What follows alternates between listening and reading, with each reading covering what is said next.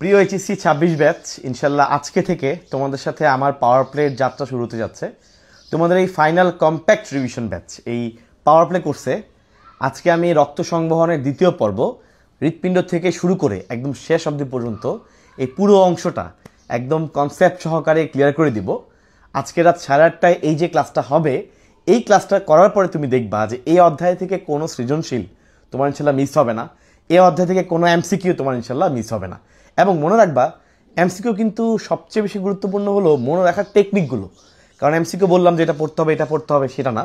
আমি ইনশাল্লাহ ক্লাসের মধ্যেই তোমাকে ম্যাক্সিমাম এমসিকিউ ক্লাসের মধ্যেই মুখস্থ করাই দিব, এবং একই সাথে যেহেতু সৃজনশীল প্রশ্নগুলো ক্লিয়ার করে দিব, সো এই একটা ক্লাসই তোমার এই অধ্যায়ের কম্প্যাক্ট প্রিপারেশনের জন্য এনাফ। যেহেতু গতকালকে পর্ব 1 হয়েছে, আজকে পর্ব 2 হলে ইনশাল্লাহ এই অধ্যায়টা পূর্ণাঙ্গতা পাবে। সো যারা যারা এখনও পাওয়ার প্লে কোর্সে ভর্তি হও নাই, তোমাদের জন্য এখনও সুযোগ আছে, ভর্তি হয়ে নাও। ইনশাল্লাহ আজকে থেকে আমার সাথে ক্লাস শুরু করো।